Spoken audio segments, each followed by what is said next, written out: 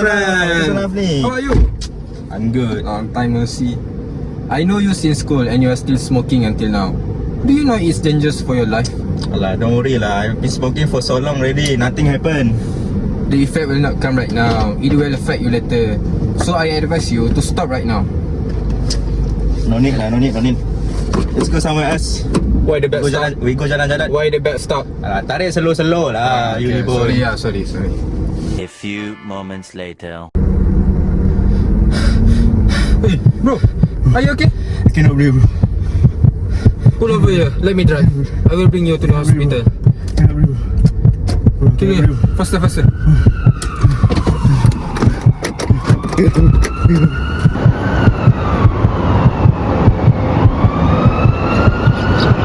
little longer than a few minutes later. Mr. Azizul, can you please come in? Assalamualaikum. Salam. I'm Dr. Hafni. You Mr. Azizul, right? Yes, my name is Aziz. So, what's your reason for coming here? So actually this morning I suddenly have difficulty in breathing while driving.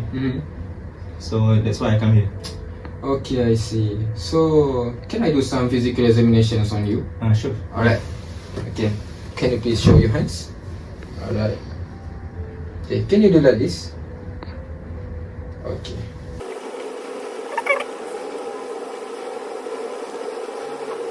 Alright, Mr. Azizul. May I ask you some questions? Yes. Okay. Do you smoke before? Yes, I actually have been smoking about one pack for one pack every day for the last 20 years. Oh, I see. Okay. Can you wait for a moment? Yes. I will call a nurse to bring you to the lab. Alright. Mr. Azizul? One day later. Okay, Mr. Azizul. Based on the lab result and radiograph, there is an infection and inflammation in your lungs. So this infection and inflammation is caused by your habit of smoking. Okay, Mr. Azizul. Do you mind if I explain a little bit about the content of the cigarettes? Yes. And how it leads to the infection of your lungs? Sure. Alright, let's see here.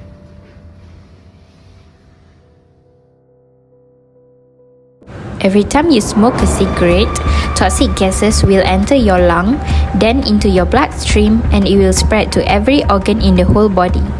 Hello, my name is Siti Maisarah, and I will explain the components containing in a cigarette. So what's in a cigarette? A cigarette is made using tobacco leaves, which originated from the Nicotiana tabacum plant, which contains nicotine and many other compounds. Nicotine itself is very dangerous for our body, but it will get worse as the tobacco and other compounds are burned when the cigarette is lighted up. They will release smoke that contains many more dangerous chemicals into our body. So, what's the harmful components of cigarette smoke?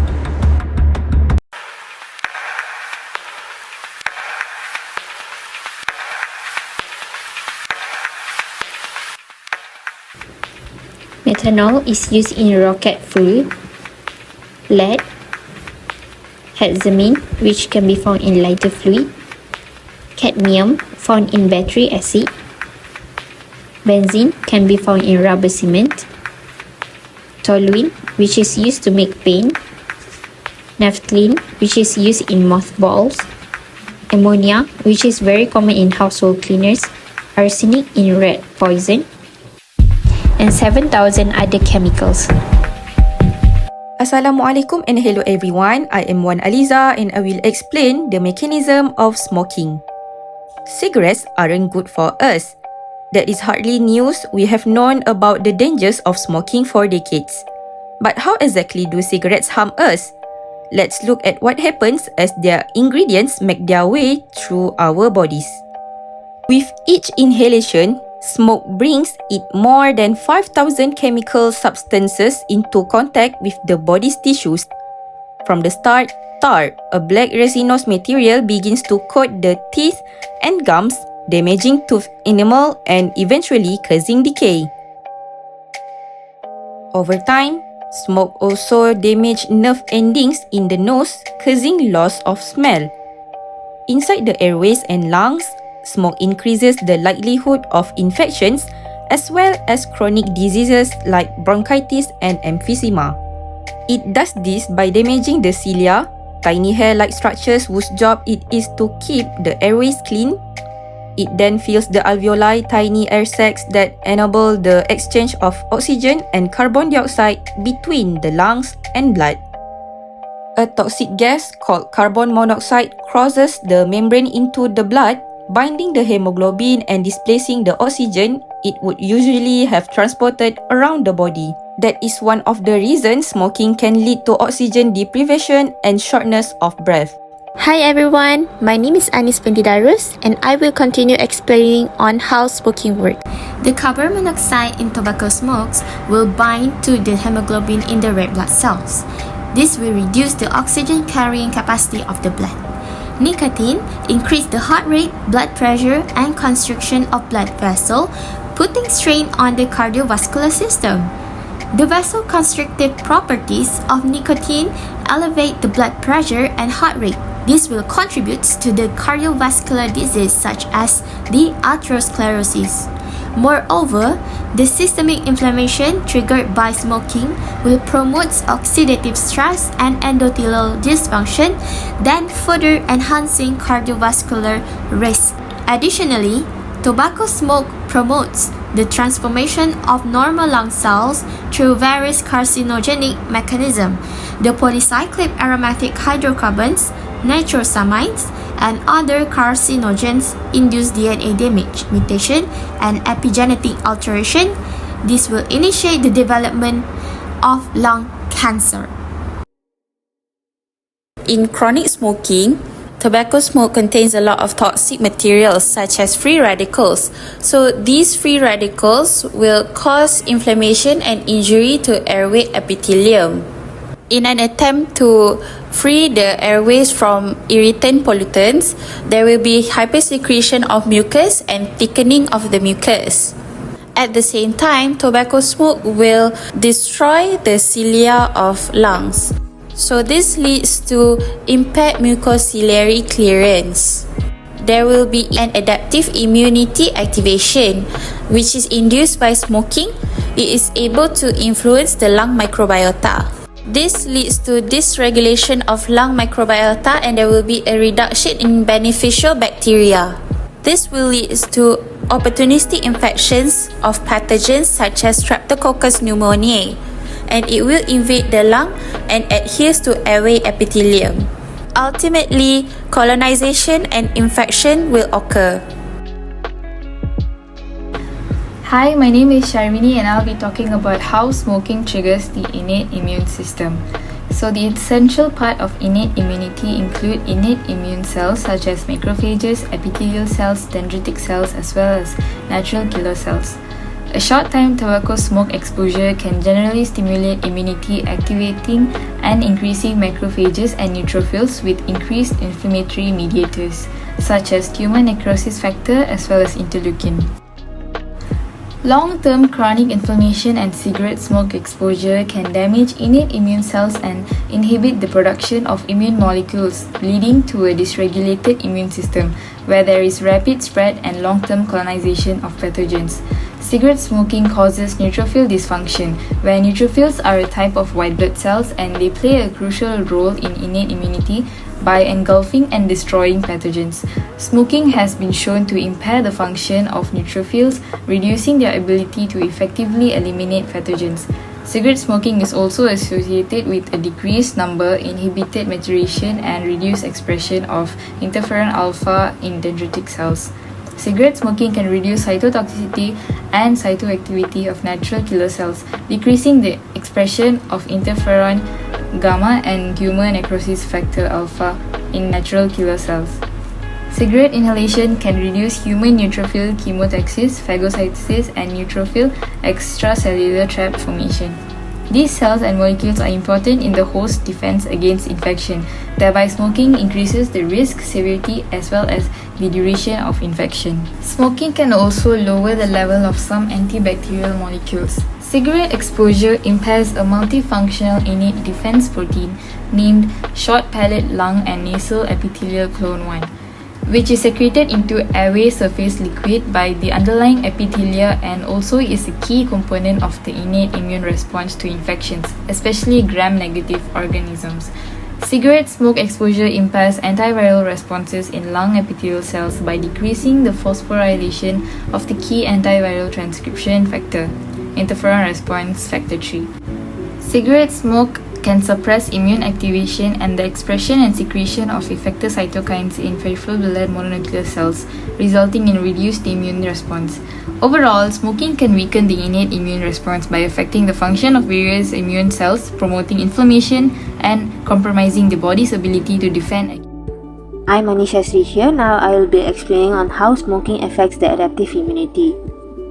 Cigarette smoke impacts both the innate and the adaptive immune responses and has dual effects in the regulation of immunity by either attenuating the defensive immunity or worsening of the pathogenic immune responses.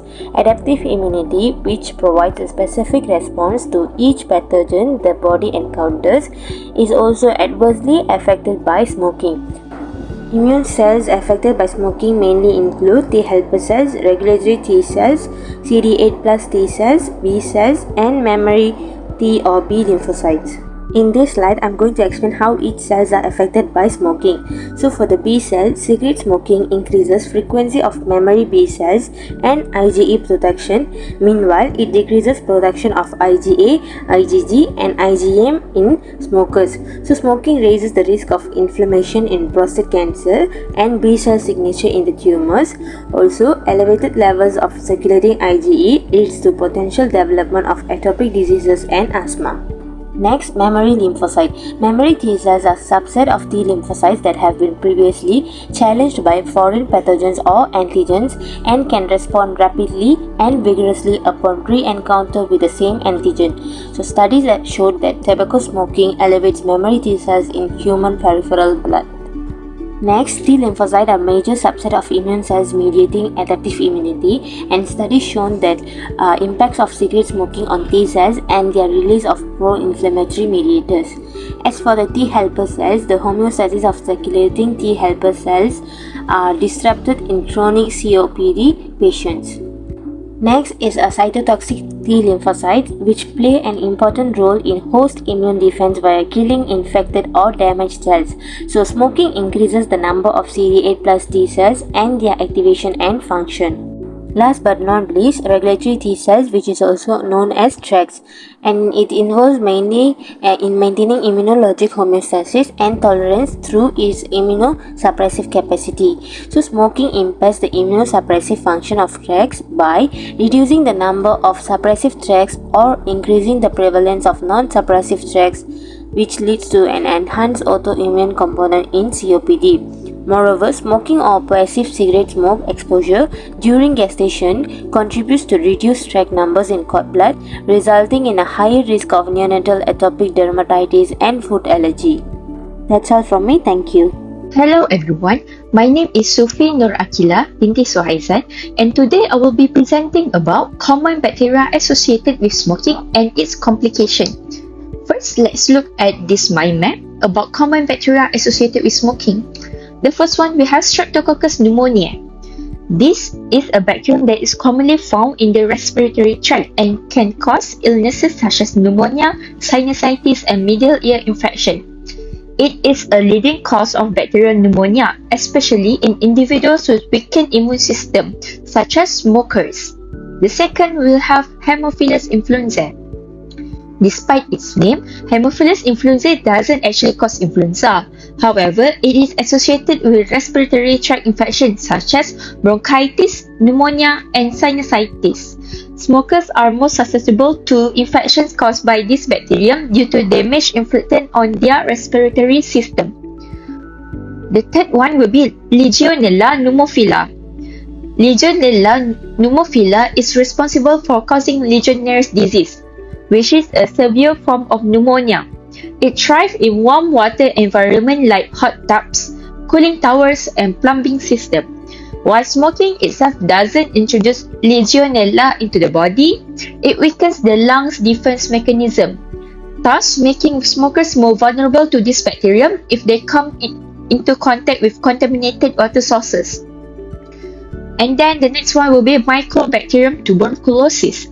This bacterium is responsible for causing TB, tuberculosis, a contagious airborne infection. Because smoking weakens the immune system and damaging the respiratory tract, it makes the individual more susceptible to TB infection. Smokers who contract TB often experience more severe symptoms and difficulty in recovery compared to non-smokers. The last one from me will be Staphylococcus aureus. Staphylococcus aureus is a type of bacteria commonly found on the skin and in the respiratory tract. Smoking can compromise the body's defense mechanism, increasing the risk of Staph aureus infection. This bacterium can cause pneumonia, skin and soft tissue infection, and even bloodstream infection. And that's all from me. Thank you. The next part will be presented by my friend Nurashita Sharmila. Assalamualaikum and good afternoon. I am Nurashita Sharmila and I'll continue presenting the common bacteria associated with smoking and its complication. The bacteria include Moraxella catarrhalis, Klebsiella pneumoniae, Pseudomonas aeruginosa, Neisseria meningitidis, and Bordetella pertussis. We'll go through one by one as we move to the next slide. The first bacteria is Moraxella catarrhalis. It is a type of organism that causes otitis media. Otitis media is an infection of the medial ear and it is rarely associated with severe complications such as hearing loss and meningitis. The posterior nasopharynx flora of parents who smoke compared to the flora of non-smoking parents contains more potential pathogens similar to those recovered from otitis media, which is more prone in children. Hence, children who are exposed to secondhand smoke are more susceptible to otitis media. The next one is Klebsiella pneumoniae. It is a type of bacterium known for causing pneumonia, particularly in individuals with weakened immune system. Smoking damages the respiratory tract, making it more vulnerable to infections caused by Klebsiella pneumoniae. This bacterium can lead to severe respiratory illness, especially in smokers. Moving on to the next one, which is Pseudomonas aeruginosa. Pseudomonas aeruginosa contributes to significant morbidity and mortality in cystic fibrosis. It is an opportunistic pathogen. Epidemiological studies have shown that second-hand smoke exposure is associated with poor prognosis in cystic fibrosis patients and that a dose-dependent relationship exists between number of cigarettes smoked and severity of disease amongst young patients. The fourth one is Neisseria meningitidis. It is a bacterium responsible for meningococcal disease which can cause meningitis and bloodstream infection. While smoking doesn't directly introduce this bacterium into the body, it can weaken the immune system, making individuals more susceptible to infections, including those caused by Neisseria meningitidis. A mother who smokes has strongest independent risk factor for invasive meningococcal disease in children. It can be spread via direct effect of smoke on the depression of mucosal immune system or through an indirect effect of infectious contact with smoker. The last one is Bordetella pertussis. It is a bacterium responsible for causing whooping cough, which is a highly contagious respiratory infection. Although smoking itself doesn't introduce this bacterium, it can impair the respiratory tract's defense mechanisms, making smokers more susceptible to contracting and spreading whooping cough. That's all from me. We'll move to the next presenter. Now, I, Sufi, will be presenting about the complication of bacterial infection. The first one will be pneumonia. This is the most common complication of lung bacterial infection. It occurs when the infection spreads to the air sacs in the lung, causing inflammation and fluid accumulation. The second one will be lung abscess. It will happen in some cases of bacterial infection and can lead to a formation of pocket pus within the lung tissue, which is known as lung abscess. The next one will be empyema. This is a condition where pus accumulates in the space between the lung and the chest wall. Next will be sepsis. It will happen in case of severe infection that spread from lung to the bloodstream. The next one will be lung scarring. In some instances, a severe bacterial lung infection can cause scarring of the lung tissue. This can lead to long-term respiratory problems and decreased lung function. The next one will be respiratory failure. If the infection is severe and not effectively treated, it can cause respiratory failure, where the lungs are unable to provide sufficient oxygen to the body. The last one is pleural effusion. This may require drainage and antibiotic therapy. And that's all from our part. Thank you. That is all for microbiology part by PBL Group 5. Thank you! Hi everyone, we are from Group 6 where we will be explaining about the role of the smoking in the development of the obstructive and restrictive airway disease, and we'll be talking about the lung cancer also. So this is the group member of Group 6 and this is the disease that will be discussed under each topic. Okay, now let's start with the first disease under obstructive airway disease. But before that, let me introduce myself. Okay, my name is Hasina. I will explaining about emphysema. What is emphysema? It is reversible enlargement of the air space distal to the terminal bronchiole, accompanied by the destruction of their wall without obvious fibrosis. So, emphysema are classified into four major types, which is central acina, para-acina, distal acina, and irregular acina. This is classified according to the anatomical distribution within the lobe. So, we start discussing one by one. Central acina. We also call it a central lobula. In this type of emphysema, the central and the proximal part of the acini are affected. The lesion is more common and more severe in the upper lobe of the lung. Inflammation around the bronchi and bronchiole is more common in this type of emphysema. And then para-acinar. In this type of emphysema, the acini is uniformly enlarged from the level of respiratory bronchioles to the level of the blind alveoli. The prefix pans refer to the entire acinis, not to the entire lung. In contrast to central acinar emphysema, para-acinar emphysema tend to occur more commonly in the lower zone in the interior margin of the lung and usually more severe at the base. This type of emphysema is associated with the alpha-1 antitrypsin deficiency. So other type is distal acina. So in this type, the proximal portion of the acinis are normal, but distal part is predominantly involved, usually more severe in the upper half of the lung. The characteristic finding we can see in this emphysema, we can see multiple continuous enlarged space from around size of 0.1 cm to more than 0.2 in diameter. Sometimes we can see forming cyst-like structure, and in this type of emphysema probably underlies many cases of spontaneous pneumothorax in a young adult. The last one is irregular emphysema. Irregular emphysema are named because the acinis is irregularly involved. It's almost invariably associated with the scarring. In most of the intents, it occurs in small foci and is clinically significant. Let's move on to discuss about the pathogenesis of emphysema. So emphysema can occur when the person inhales cigarette smoke and the other particle, which can cause lungs to damage and inflammation to occur, which can result to the parenchymal airway destruction. So factors that influence the development of emphysema include the inflammatory mediators, protease-antiprotease imbalance, and oxidative stress. So for the inflammatory mediators, a wide variety of mediators increase the affected part, including interleukin-8 and the others mediator.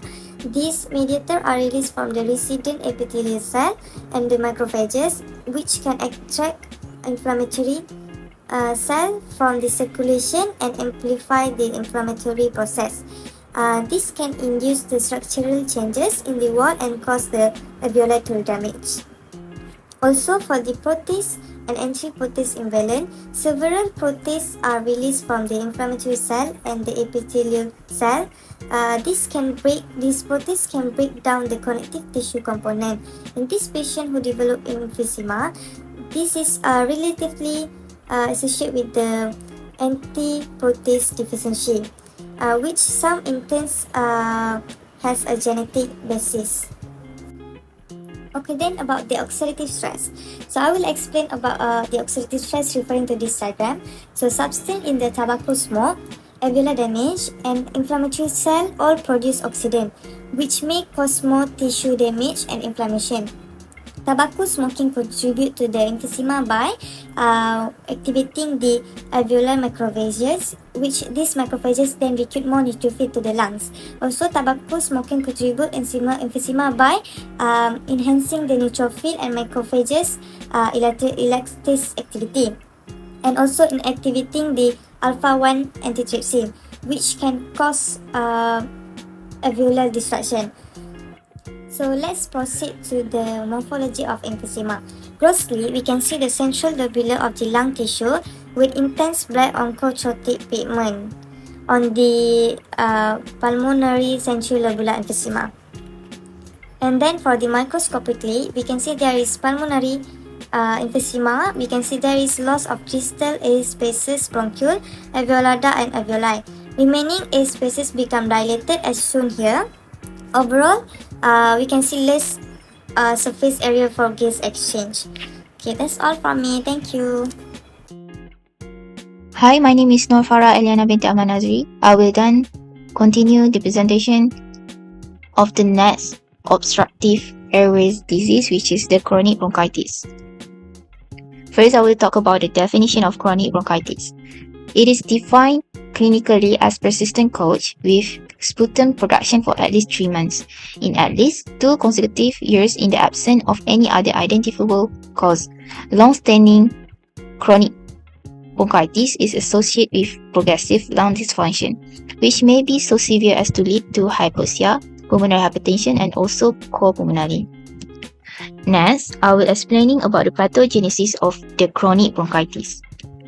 Exposure to irritating inhalation substance such as tobacco smoke will stimulate the hypertrophy and hyperplasia of the bronchial mucus gland in the main bronchi, as well as the goblet cells in the smaller airways, which is the bronchioles.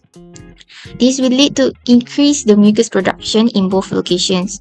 Since the bronchioles are small, even small production can lead to airways obstructions. This is the main causes for the air trapping. Smoking also can make the cilia becoming shorter and less mobile, and make harder for the mucus to move up and out of the bronchioles towards the back of the throat to get swallowed.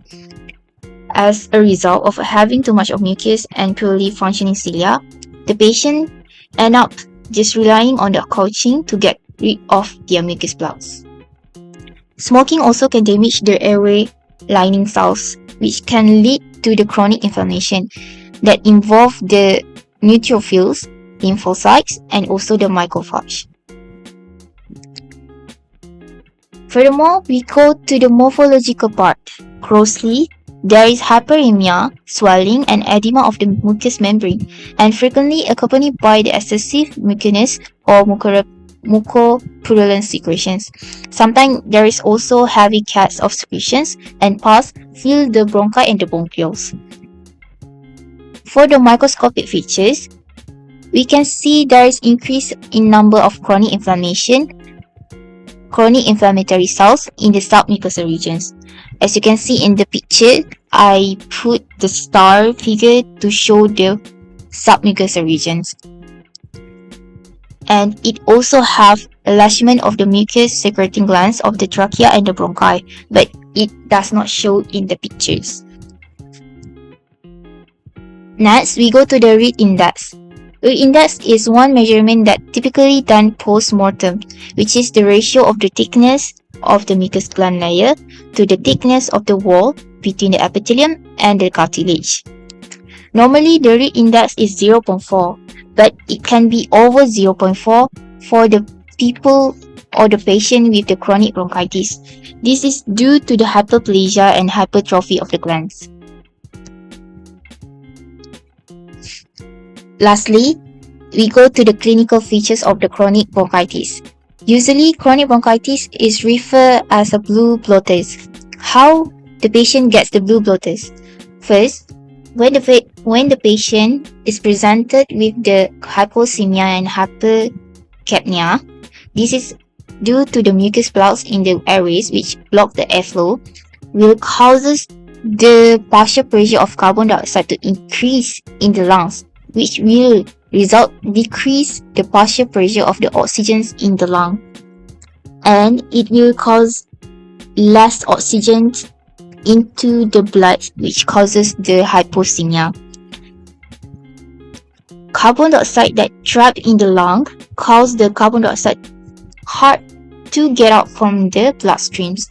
This increased carbon dioxide levels in the blood can cause the patient to develop cyanosis and the blue discoloration of the skin, which the patient develop the blue bloaters. Cardinal symptoms, which are persistent cough with productive sputum. Next, we have hypoxemia, which is low oxygen in the blood, and we have hypercapnia, which is high carbon dioxide in the blood, and lastly, we have the mild cyanosis. I think that's all for me. Thank you. Hi everyone, my name is Yogita. Today I'm going to explain about idiopathic pulmonary fibrosis, which is one of the diseases caused by smoking. Idiopathic pulmonary fibrosis is a pulmonary disorder of unknown etiology that is characterized by patchy, progressive bilateral interstitial fibrosis. Males are affected more often than females, and it is a disease of aging, virtually never occurring before 50 years of age. Idiopathic pulmonary fibrosis portends a poor prognosis. No proven effective therapies are available for its treatment beyond lung transplantation. The cause of idiopathic pulmonary fibrosis remains unknown. It appears that it arises in genetically predisposed individuals who are prone to aberrant repair of recurrent alveolar epithelial cell injuries caused by environmental exposures. So our main focus under the pathogenesis will be the implicated factors. The first factor is the environmental factor. Most important is cigarette smoking, which will increase the risk of idiopathic pulmonary fibrosis several-fold. Idiopathic pulmonary fibrosis increased in individuals who are exposed to air pollution, microaspiration, metal fumes, and wood dust. It is hypothesized that exposure to environmental irritants or toxin causes recurrent alveolar epithelial cell damage. The next factor is the genetic factor. Mutations in the TERT, which stands for telomerase reverse transcriptase, TERC, which stands for telomerase RNA component, PARN, which stands for poly A-specific ribonuclease, and RTEL1, which stands for regulator of telomere elongation helicase 1 genes, all of which are involved with the maintenance of telomeres, which is the end of chromosomes, is necessary to prevent cellular senescence. And the next factor is the age. Idiopathic pulmonary fibrosis is a disease of older individuals, aging related to telomere shortening. Next, we will look at the morphological feature. The lung involvement in idiopathic pulmonary fibrosis is often bilateral and widespread. As you can see from the picture, honeycomb, which is the enlarged thick-walled airspace, develops in the part of lung, particularly in the subpleural region. Lungs are firm, heavier with reduced volume. Under the microscopic features, the fibrosis is more pronounced in the subpleural region. Variable interstitial inflammatory infiltrate in the affected areas of the lung, presence of fibroblastic foci, and honeycomb fibrosis. Lastly, we will look through the clinical features of idiopathic pulmonary fibrosis. Patients with idiopathic pulmonary fibrosis can be seen with non-productive cough and progressive dyspnea. The cough is often dry and without the production of mucus due to the fibrotic changes in the lungs. The progressive dyspnea, which is also known as shortness of breath, is primarily caused by the scarring and stiffening of the lung tissue. Next is the dry crackles during inspiration. Dry crackles during inspiration are a result of the fibrotic changes in the lungs. The scarring and thickening of lung tissue will limit the ability of the lungs to expand fully during inhalation.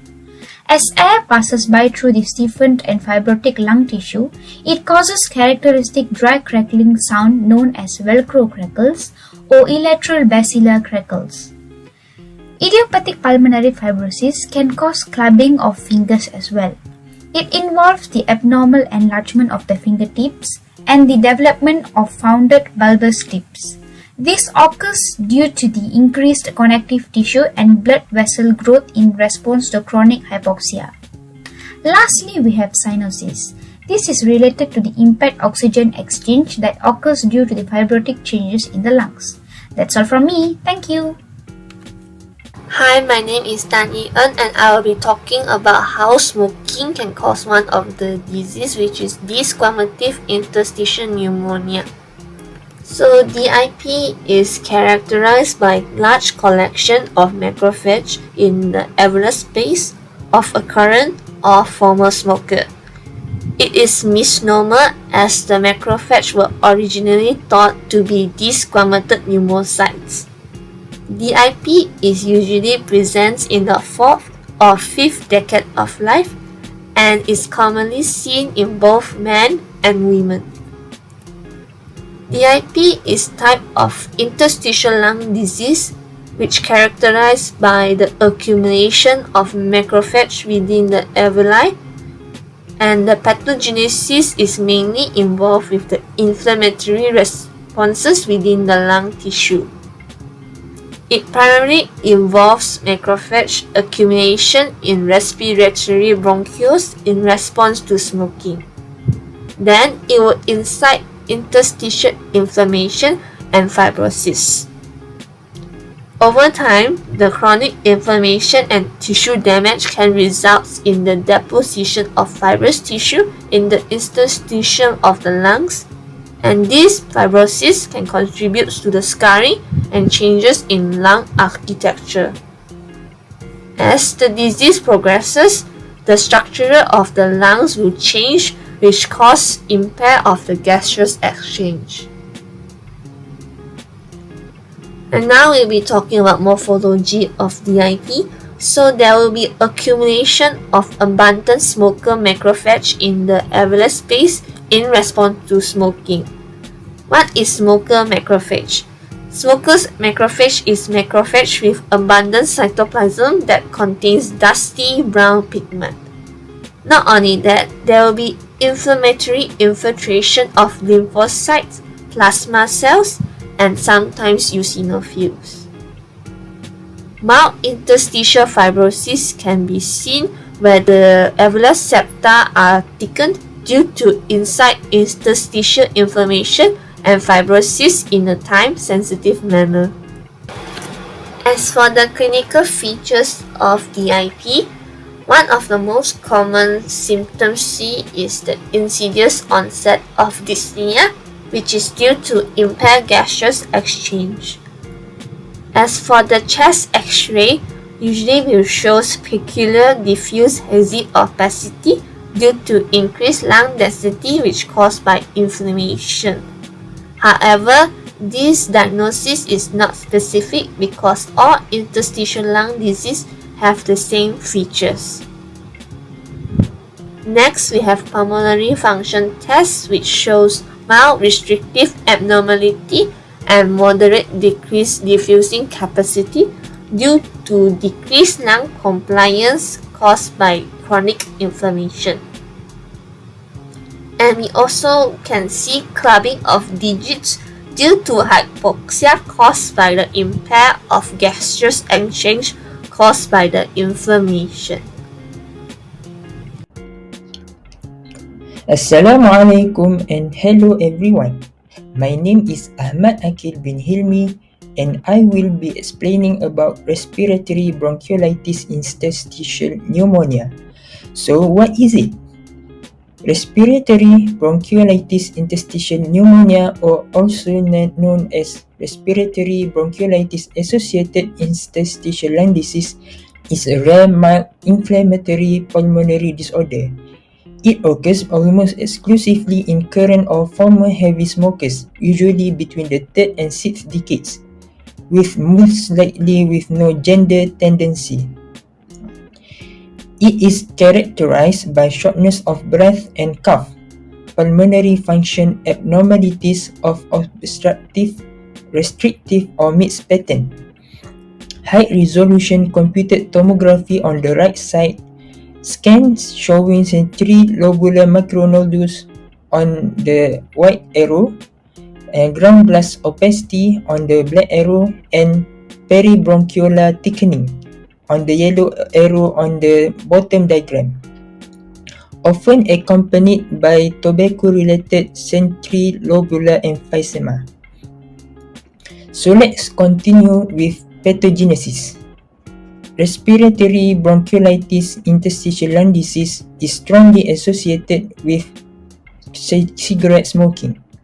Cigarette smoke trigger an inflammatory response in the small airways and surrounding lung tissue. Chronic exposure to cigarette smoke leads to inflammation in the respiratory bronchioles, which is the small airways, and adjacent lung tissue. Inflammatory cells such as macrophage and lymphocyte infiltrate the affected areas. Next, inflammatory change in the bronchioles can lead to the accumulation of pigmented macrophage within the lumen of the respiratory bronchioles. In addition to bronchiolitis, there are interstitial changes involving lung tissue surrounding the affected airways, which lead to fibrosis, developed in the interstitium, which is the tissue between the air sac, contributing to the overall pathology of interstitial lung disease. Let's move on to morphology of the disease. So I already explained about the CT scan, which shown on this diagram. So lung biopsies may show inflammation of and fibrosis around the respiratory bronchioles. Smoking is known to induce oxidative stress in the lungs. Reactive oxygen species generated by cigarette smoke can contribute to tissue damage and inflammation. The changes are patchy at low magnification and have a bronchiolocentric distribution. Respiratory bronchioles, alveolar ducts, and peribronchiolar space contain aggregates of dusty brown macrophage, which is the smoker's macrophage, similar to those seen in desquamative interstitial pneumonia. There is a patchy submucosal and peribronchiolar infiltrate of lymphocyte and histiocyte. Mild peribronchiolar fibrosis is also seen, which expand contiguous alveolar septa. Centrilobular emphysema is common, but not severe. Let's talk about the microscopy aspect of the disease. Here we can see moderate peribronchiolar inflammation and fibrosis are present. Also can be seen in the diagram is the pigmented macrophage in the terminal bronchiole and the adjacent alveoli. The common findings also include mild bronchiolar and peribronchiolar alveolar fibrosis that stretch contiguous alveolar septa and leads to architectural distortion as well as centrilobular emphysema. Finally, the clinical features. It can be seen in this patient is the mild chest discomfort. Also, exertional dyspnea, which occurs when there is physical activities involved. There might be cough, fatigue, and decreased lung compliance. And lastly, fibrosis in the interstitial lung tissue. So that's all. Thank you. Hello and good day everyone. My name is Wan Izzul Iman bin Muhammad Nazri, and today I'll be presenting about pulmonary Langerhans histiocytosis. So, pulmonary Langerhans histiocytosis, or previously called eosinophilic granuloma of the lungs is a rare disease characterized by focal collections of Langerhans cells and often accompanied by eosinophils. Langerhans cells are immature dendritic cells with grooved, indented nuclei and abundant cytoplasm. As this lesion progresses, scarring occurs, leading to airway destruction and alveolar damage.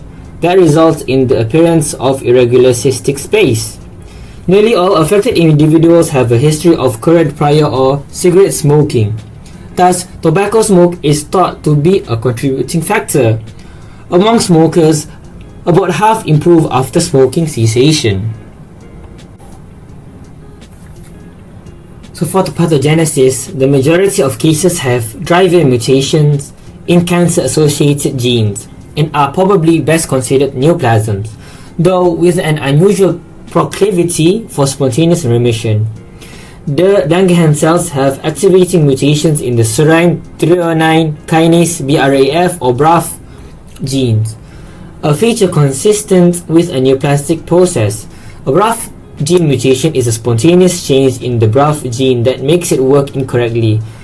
A mutation causes the gene to turn on the protein and keep it on, which means certain cells get ongoing signals to keep dividing and no instructions on when to stop. This can lead to development of a tumor. So, accumulations of Langerhans cells release inflammatory cytokines that can damage lung tissue over time if left untreated. So these abnormal Langerhans cells also build up in the lung tissue, often forming nodules or lesions. So for the morphology of the pulmonary Langerhans cells histiocytosis, we can see microscopically there are proliferations of Langerhans cells that have abundant, often voculated cytoplasm mixed with a few eosinophils and vesicular nuclei containing linear grooves or folds. As we can see in the diagram, Langerhans cells have coffee bean shape. We also can see eosinophils that stain bright red with bilobe nuclei. We can also see the presence of Langerhans cells based on electron micrograph. Based on the micrograph, we can appreciate the rod-like bareback granules with characteristic periodicity and dilated terminal end. Based on the CT scan, we can observe multiple tiny bilateral millimeter-sized nodules as shown by the arrows. From the patients who are suffering from pulmonary Langerhans cells histiocytosis, we can observe them having respiratory symptoms such as cough, chest pain, or dyspnea or shortness of breath. These are usually gradual in onset. We can also see wheezing or asthma-like symptoms that may be present if the airways are involved. The patients also can suffer from spontaneous pneumothorax that can occur due to cystic lung changes or lesions. It is possible for the extrapulmonary involvement, such as bones or skins or other organs if the disease is more widespread. That's all from me. Thank you. Hi everyone, my name is Balkis Waina binti Alawi and today I will talk about small cell carcinoma or also known as small cell lung carcinoma, which is SCLC. Firstly is about the pathogenesis of SCLC. The pathogenesis is divided into two factors, which are environmental and genetic factors. For environmental factor is tobacco smoking. Smoking is the most significant risk factor for SCLC, with approximately 95% of cases associated with tobacco use. The carcinogens in tobacco smoke can induce DNA damage, which may lead to genetic mutations that contribute to the initiation of cancer. Meanwhile, for genetic factors, there are three causes that can lead to SCLC. The first one is genetic alterations. Virtually all SCLC cases show inactivation of both TP53 and RB1 tumor suppressor genes. These mutations disrupt the regulation of cell cycle and promote uncontrolled cell growth. The second one is chromosomal aberration, which is loss of chromosome 3p. This alteration is observed not only in tumor cells but also in histologically normal lung epithelium, suggesting its significance as an early event. Lastly, early metastasis. By the time of diagnosis, SCLC often presents with extensive metastasis, making it challenging to treat with localized approaches. Moving on to the morphology of small cell lung carcinoma. For the growth, the SCLC generally appears as pale gray, centrally located masses that extend into the lung parenchyma. The tumors also may arise in major bronchi or in the periphery of the lung. Next is the histological features. SCLC consists of cells that are relatively small with scant cytoplasm and ill-defined cell borders. It also has finely granular nuclear chromatin and absent nucleoli. Then, the cells are round, oval, or spindle-shaped, and nuclear molding is prominent. And lastly, it has high mitotic count. The area in the red circle shows the basophilic appearance of the vessel wall due to chromatin division and encrustation of DNA from the necrotic tumor cells. It is referred to as Azzopardi effect. Next is clinical features of the small cell lung carcinoma. The first one is cough. It is the most common early symptom. It is often dry, but secondary infection may cause purulent sputum. Hemoptysis also may be seen in patients with SCLC. Hemoptysis is common, especially with central bronchial tumors. Occasionally, the central tumors invade large vessels, causing sudden massive hemoptysis.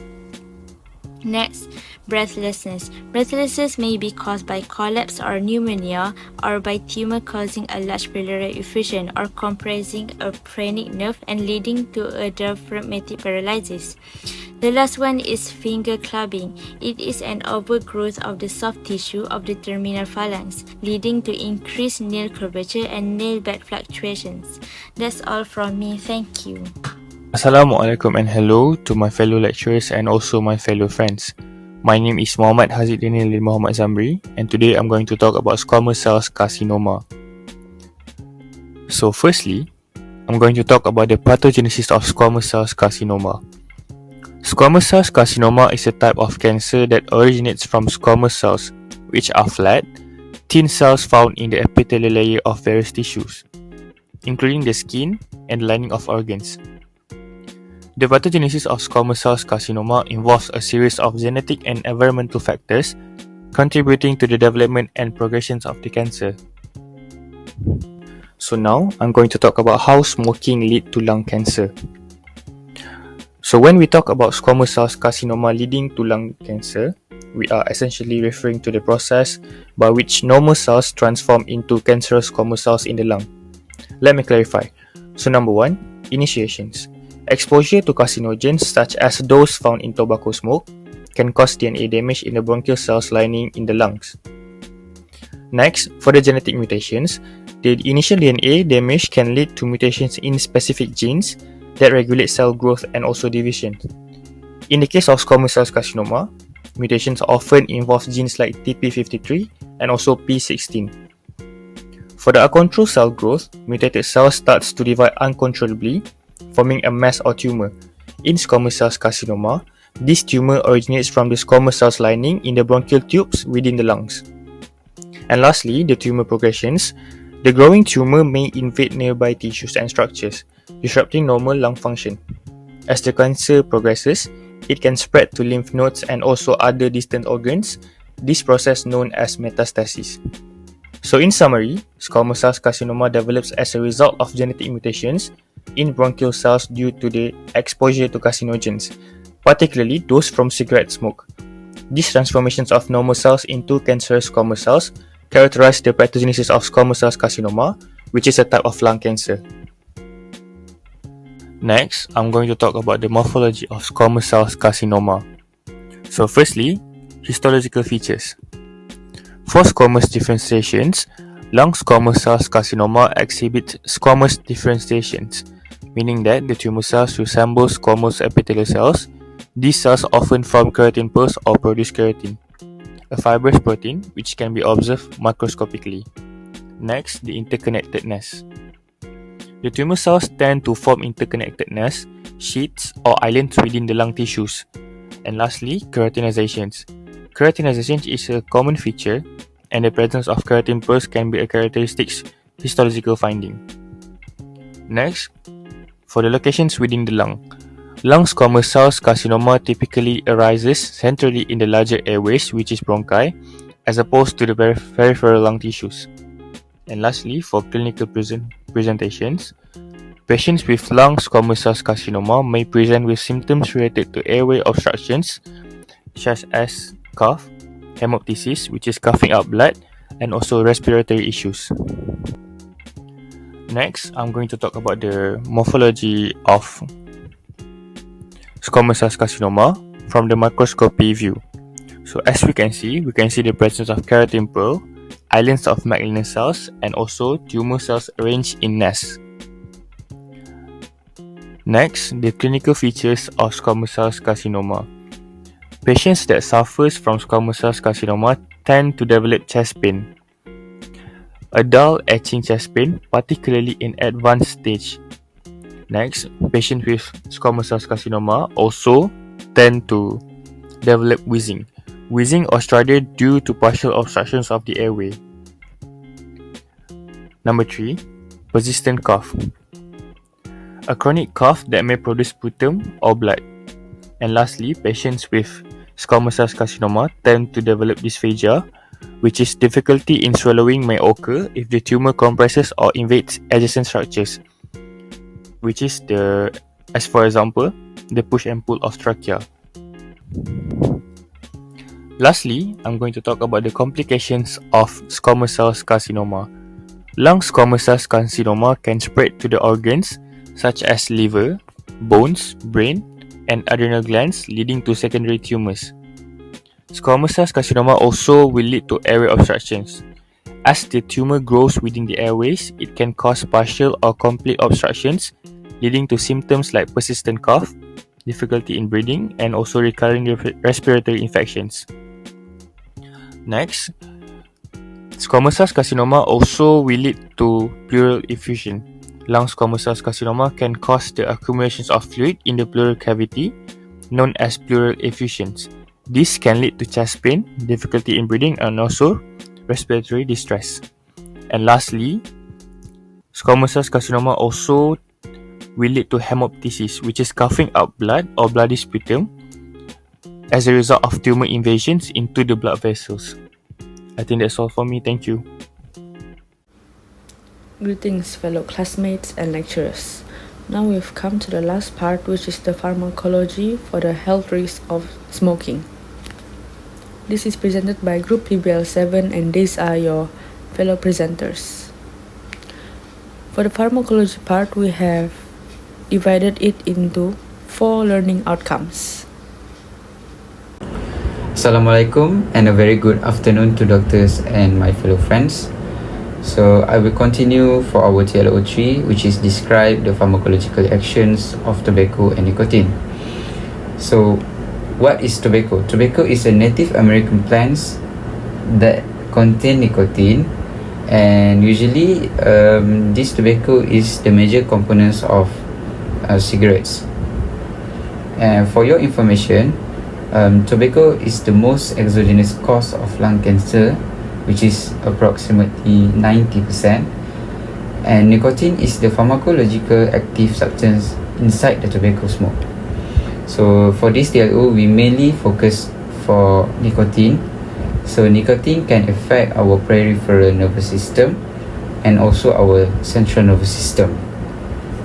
So for the central nervous system, as you guys know that nicotine is fast and rapidly absorbed in the bloodstream. For example, with one single puff, it can pass the blood-brain barrier and reach directly to the brain. And once it reaches the brain, it will act and bind on the nicotinic acetylcholine receptor, particularly alpha-4, beta-2, and alpha-7, which are ligand-gated cation channels that located at both pre- and post-synaptic terminal. So this receptor at the ventral tegmental area will be activated and causing it to release dopamine due to presence of dopaminergic neurons. So these dopaminergic neurons project to the nucleus accumbens, amygdala, hippocampus, and prefrontal cortex, which involve in reward pathway, also known as dopamine pathway and mesolimbic pathway. So for the reward or dopamine pathway, it consists of ventral tegmental area, nucleus accumbens, amygdala, and prefrontal cortex.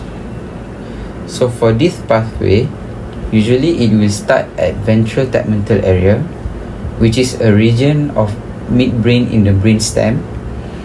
Inside this area, it has a dopaminergic neurons that can release dopamine that play a role in reward, reinforcement, and motivation. And this area, it will project into the nucleus accumbens. So for the nucleus accumbens, dopaminergic neurons of the VTA send their axons to the nucleus accumbens, which is a crucial component of the reward system. And also this nucleus, known as the pleasure center of the brain, that involved in processing reward stimuli, motivating others, and reinforcing behavior. So next one, we have prefrontal cortex, which is also another crucial element of the reward circuit, and it is particularly the ventromedial prefrontal cortex. The PFC is involved in emotion regulation, impulse control, and decision making. It influences how rewarding stimuli are processed and facilitates the integration of knowledge about the prospective rewards and their consequences. So why is this pathway is important? This pathway explains on how smokers get addicted when they smoke. After the smoker smoking, the nicotine will activate the reward pathway, and also this will lead to reward or pleasure feeling on the smokers.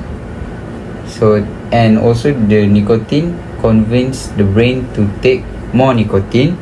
So when there is more nicotine, there is more expression of nicotinic acetylcholine receptor, and when there is more receptor, there is more nicotine that need to be bind to that receptor. So in order for more nicotine to bind to that receptor, it will encourage the smokers to take more cigarettes, and this will lead to addiction to the cigarettes. After a while, nicotine hijacks the reward pathway to release more dopamine and convince the brain that it needs more nicotine because of the reward or pleasure feeling. So with prolonged activation of receptor, nicotine can cause receptor desensitization. By this, smoker become more addicted because even if there's nicotine bind with the receptor, it will not function. So I will pass to our next presenter, which is Shahid. Alright, thank you Ime for explaining about the pharmacological action or effect of tobacco or nicotine on central nervous system. So with me, you guys will learn how the action on peripheral nervous system. Alright, so without wasting time, first of all, I want you guys to understand basic. So our nervous system is divided into central and peripheral, and peripheral divide into motor and sensory. Anyway, in smoking cases, I think it will involve more on motor. So we will discuss more on motor, especially the autonomic. So under autonomic, we have sympathetic and parasympathetic, and each of these both have their own receptor. So for sympathetic receptor from alpha 1 to beta 2, we call it as adrenergic receptor, and for parasympathetic, which is nicotinic and muscarinic, we call it as cholinergic receptor. Right, so here is the different somatic and autonomic. What you can see, the ganglion, right? Okay, autonomic nervous system, they have ganglion. They have preganglion and postganglion, but somatic don't have. It direct to the skeletal muscle, send impulse to the skeletal muscle. We discuss about autonomic, the one that have ganglion, and I also include somatic because when we smoke, the nicotine enter into our bloodstream, and it also can cause muscle contraction. Okay, so that's why I include somatic also. So I want you guys to understand that nicotine, when enter our body to our bloodstream, it will stimulate the autonomic ganglia of sympathetic and parasympathetic division of our autonomic nervous system. This will lead to release of norepinephrine and epinephrine from adrenal medulla and norepinephrine in sympathetic pathway. They will activate adrenergic receptor and produce a variety of effects like increased heart rate, blood pressure, and bronchoconstriction. They also will act on nicotinic acetylcholine receptor located on skeletal muscle, leading to muscle contraction, like I said. Bear in mind that for sympathetic, doesn't matter low dose or high dose, nicotine will still cause ganglionic stimulation by depolarization. Okay, you see this picture. Please keep the picture in your mind, okay? So, what I want you guys to really put your attention, you see the nicotinic receptor. Nicotinic receptor here is the place that nicotine acting. They will bind to the receptor, nicotinic receptor, and they act as agonists. Nicotine will help to release acetylcholine, which will activate the muscarinic receptor in parasympathetic. So for parasympathetic, you know that it is rise and digest. So it will increase salivation, increase bowel, and something relate to rest and digest.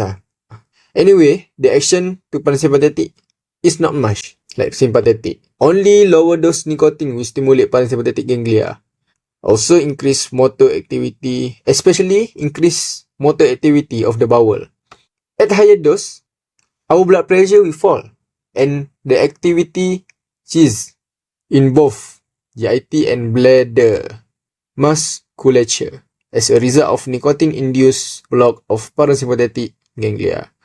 So this, I want you guys to keep really hold and understand. For parasympathetic, low dose nicotine cause ganglionic stimulation by depolarization anyway, or however, at high dose, nicotine cause ganglionic blockade, which will lead to the adverse action.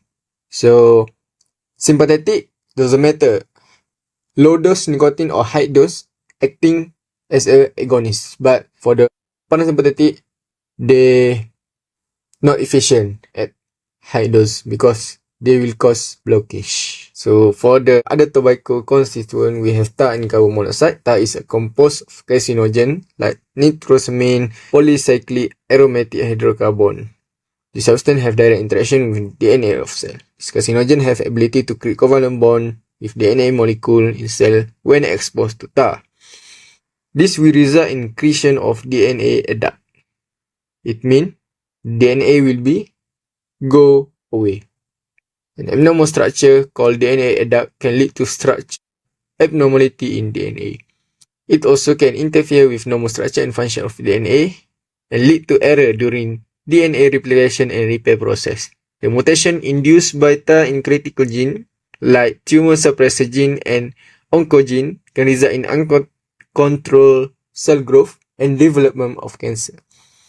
Right, lastly, for carbon monoxide, this chemical will reduce our oxygen carrying capacity of blood. So that's all from TLO3. Thank you. Next, I will cover about the nicotine in the e-cigarette that can cause harmful effect towards the respiratory system. E-cigarette, or also known as vape, contains significant amount of nicotine, propylene glycol (PG), and vegetable glycerin (VG). PG and VG are the solvent in the electronic cigarettes. These three substances will have effect on four main components in the respiratory system, which is airway epithelial cell, gallbladder cell, alveolar macrophage, and neutrophil.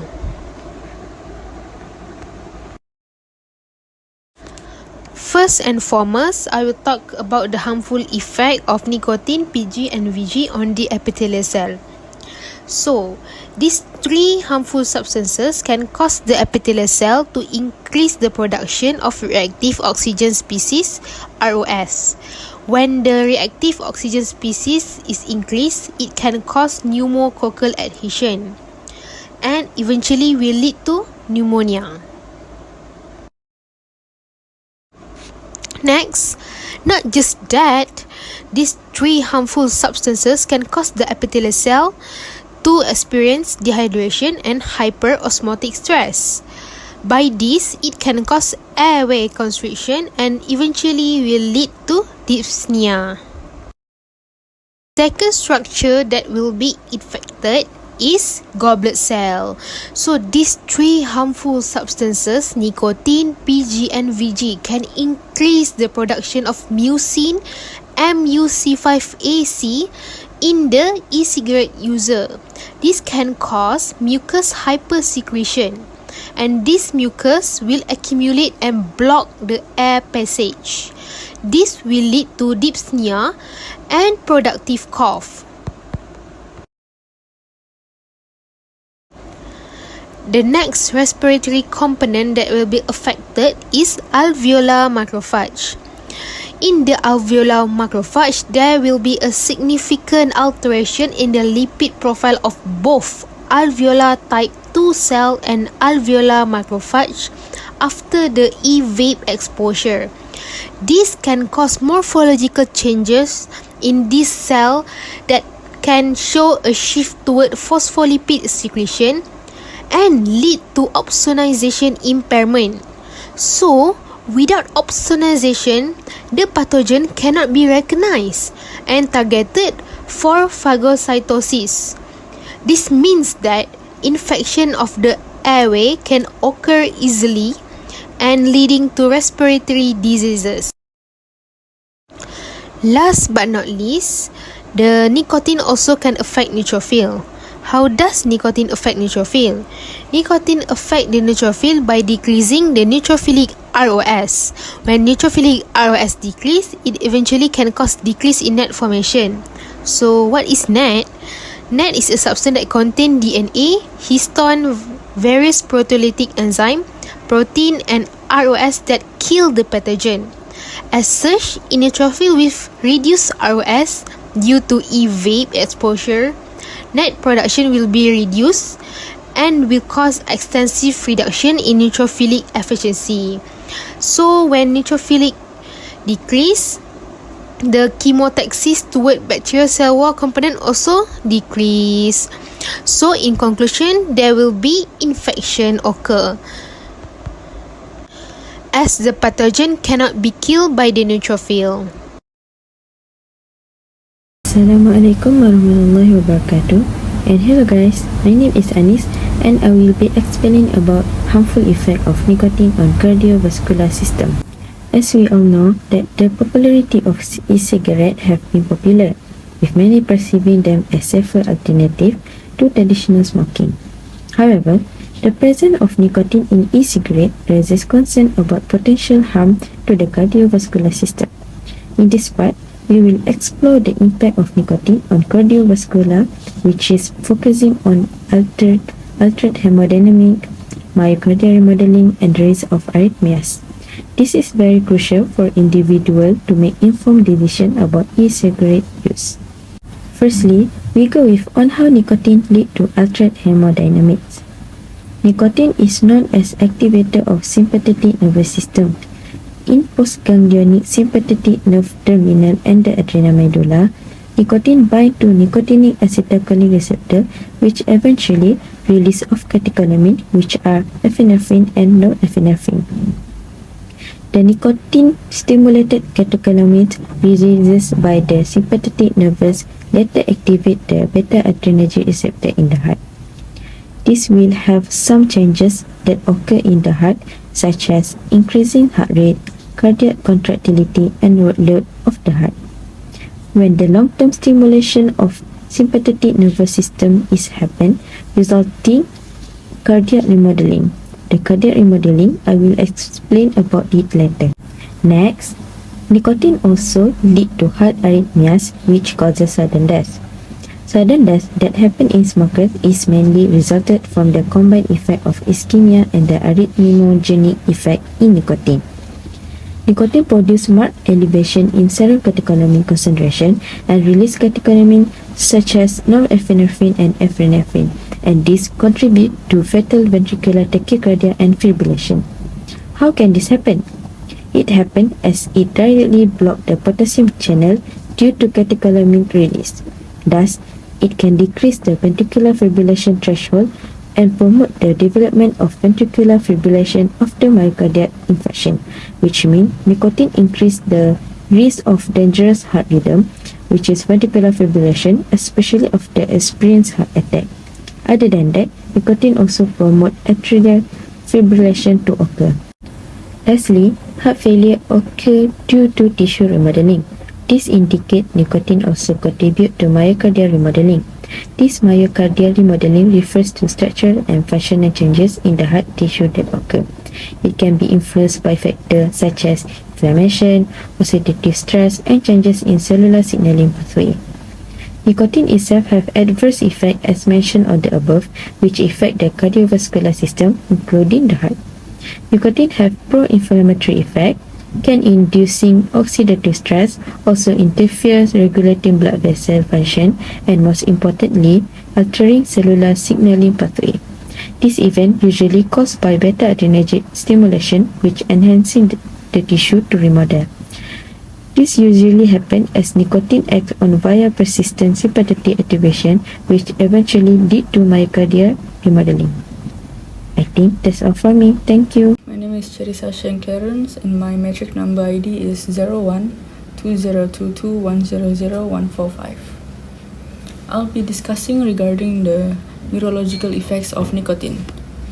Nicotine can induce oxidative stress by downregulating the NRF2 expression. NRF2 regulates the expression of endothelial tight junction proteins, which functions to maintain the blood-brain barrier integrity and also restrict permeability. By downregulating NRF2, nicotine also increases the permeability of the blood-brain barrier. This happens by reducing the expression and altering the cellular distribution of tight junction proteins. Oxidative stress and neuroinflammation may lead to the breakdown of blood-brain barrier.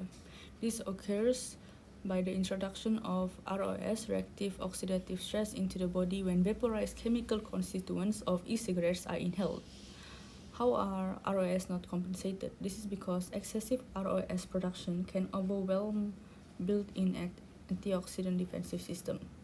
An interesting thing is that nicotine delivery via e-cigarettes can result in higher levels of nicotine in serum compared to traditional tobacco cigarettes. Oxidative stress-mediated blood-brain barrier disruption is strongly implicated in several neurological diseases. In this slide, I'll be discussing regarding two. Nicotine dysregulates ions and glucose transporters GLUT1 and 3 at blood-brain barrier. This impairs glucose handling. The impairment of glucose handling may lead to ischemic stroke due to high levels of glucose in the blood, and this can lead to atherosclerosis and thus ischemic stroke. Number 2, the desensitization of central cholinergic receptors at high doses of nicotine may reduce the GABAergic activity, and this can excite the pyramidal neuron and increases risk of seizures. The effects of nicotine on the reproductive system. An interesting fact is that 8.5% of all births delivered are under 25 years old. This is also the age with the highest prevalence of smoking e-cigarettes. It might be a coincidence, however, there is a common belief among this population that pregnant women who use e-cigarettes have less adverse health effects than those who smoke traditional tobacco cigarettes. In male, nicotine triggers oxidative stress in the testes. This decreases the testosterone level, lowers the epididymal sperm number, and also the viability. Nicotine also increases level of apoptosis in spermatogonia and also spermatocytes. For in female, Nicotine reduces ovarian reserve in women and causes inflammation of the uterus lining, which leads to decrease in the endometrial thickness and leads to impaired implantation. Nicotine also decreases the blood flow in both maternal uterine and fetal umbilical circulation when mothers are exposed to high doses during pregnancy. Hello, my name is Tarvin and my ID number is 012022100062, and today I will be explaining about the strategies in cessation of smoking. Firstly, we have healthy lifestyle change. Adopting a healthier lifestyle by eating well, getting regular exercise, and managing stress throughout activities like meditation or yoga. As we know, stress is one of the common reasons used among smokers. Second strategy would be avoiding triggers. If certain situation or place triggers your urge to smoke, try to avoid them, especially in the early stages of quitting. Third point is nicotine replacement therapy. NRT products such as nicotine patches, gum, lozenges, or nasal spray can help manage withdrawal symptoms. Consulting with a healthcare professional to determine the most suitable option for you. Next is seeking for support. Inform friends, family, and co-workers about your decision to quit. Having a support system can provide encouragement and understanding during challenging times. Speaking of friends, family, and co-workers, you could decide to quit along with your friends, family, or anyone that smokes. Hi, my name is Iman Iskandar bin Muhammad Fikri, and my ID number is 012022100201. I'm going to explain more on cessation of smoking. If the patient finds it really hard to stop smoking, despite the healthy lifestyle and the support that they've been getting, they can be prescribed by the medication, which is bupropion, commonly prescribed as an aid for smoking cessation or as an antidepressant. However, there are some side effects for it, which is insomnia, dry mouth, headache, nausea, dizziness, and weight loss. And another one that we can prescribe the patient with is varenicline, which also known as Chantix. Is a medication that blocks nicotine receptors in the brain, making smoking less satisfying. This medication also have the side effects, which is almost pretty similar with the medication before, as well as constipation and gassy, changes in appetite, as well as mood swings. However, not all the patients will experience all of these side effects if they are given the right amount of dosage. Moreover, it is encouraged for the patient to join any counseling session and behavioral therapy, either individually or grouping. Individually, you can discuss with your therapist on your behavioral changes and your changes in habit. And for grouping counseling, you will share the same experience with other people, in which it will create a peer influence that will help you for the betterment of yourself. Lastly, it will be to educate yourself about the harm that you're getting yourself into if you keep with your smoking habit. For example, you can join any campaign that would explain the consequences of smoking, which is it will increase risk of lung cancer, how it will promote chronic obstructive pulmonary disease, which is COPD, and smoking can reduce the fertility for both genders. Adding on to that, you will be able to hear the success of ex-smokers, in which would motivate you to stop smoking as well. Thank you.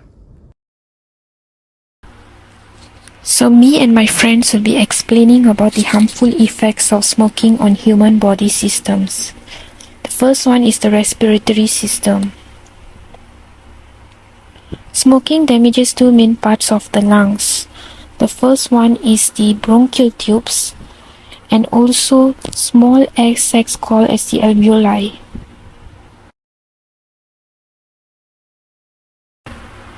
Cigarette smoke irritates the lining of the bronchial tube, causing them to swell and to produce mucus. The body tends to expel the mucus by coughing repeatedly, leading to a condition known as smoker's cough. Over time, chronic bronchitis develops as the airway becomes more clogged with scars and mucus, and breathing becomes more difficult. Cigarette smoke also damages the alveoli, making it harder for the exchange of oxygen and carbon dioxide within the blood. Over time, prolonged exposure to inadequate oxygen levels can lead to emphysema, characterized by permanent enlargement of air sacs in the lungs. Chronic bronchitis and emphysema are referred to as chronic obstructive pulmonary disease, also known as COPD. COPD is characterized by ongoing progressive respiratory issues leading to difficulty in breathing. Moving on to cardiovascular system. Smoking is harmful to the heart and blood vessels.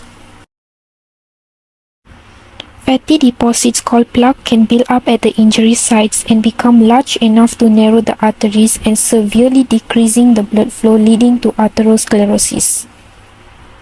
Atherosclerosis narrows the arteries that supply to the heart, which in return reduces the supply of oxygen to the heart muscles, leading to heart attack or even stroke.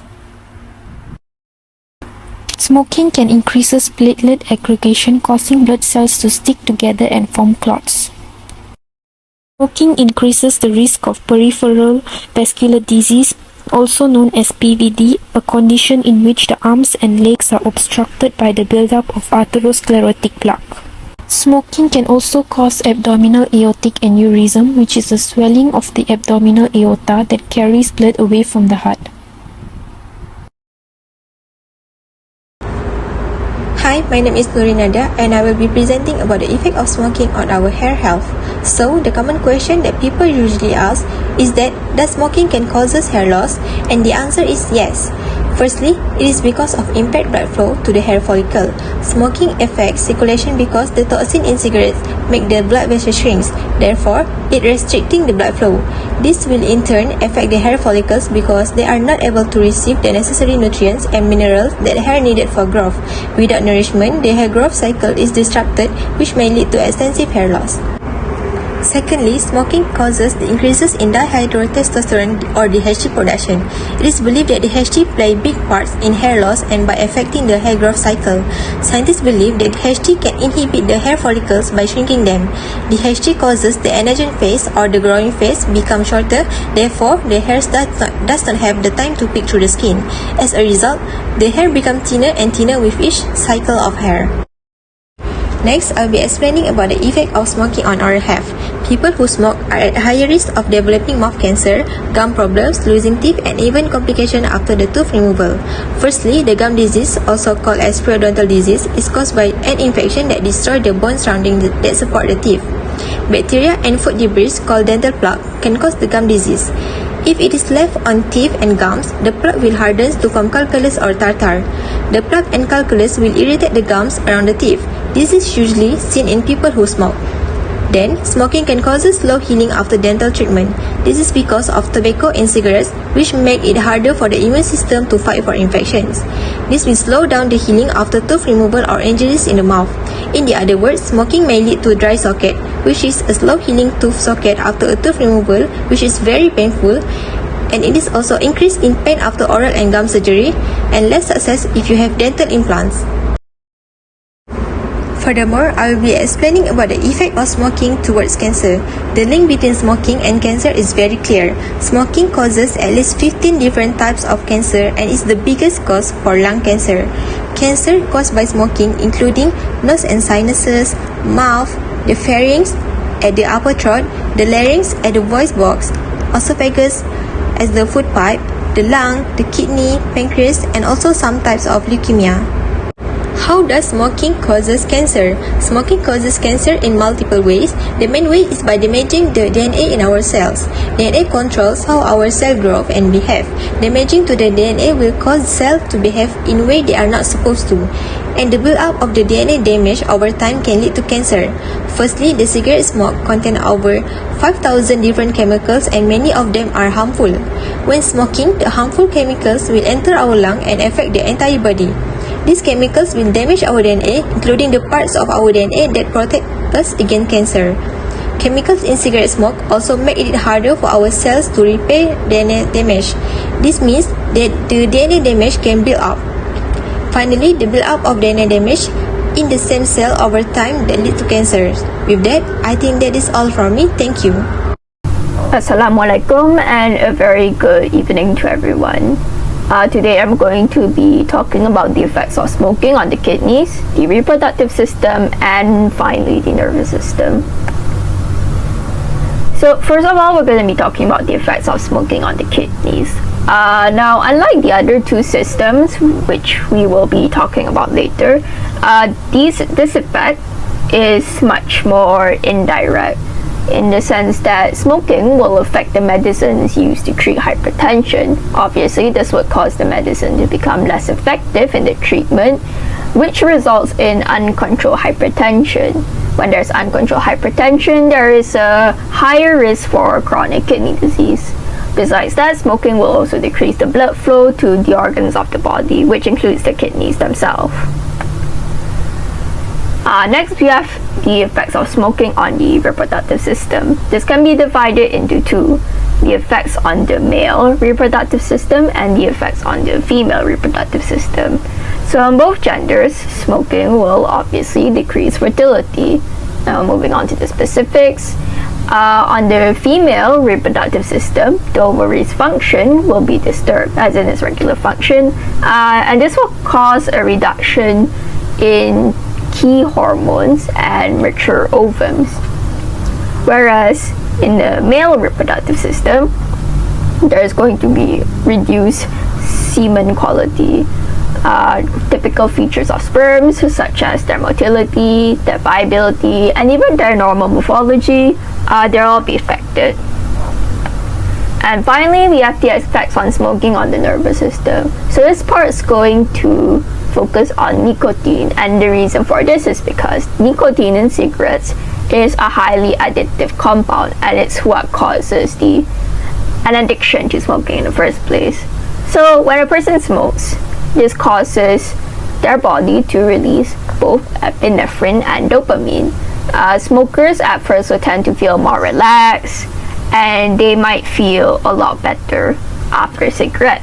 However, once the epinephrine and dopamine runs its course, this would bring feelings of fatigue. Basically, the smoker will become tired, and from there, this smoker will actually have this craving to smoke another cigarette. That's how the vicious cycle of smoking addiction actually starts. And I think it's obvious to say that mental health does go hand in hand with the nervous system. So the long-term effects of smoking would include anxiety and depression as well.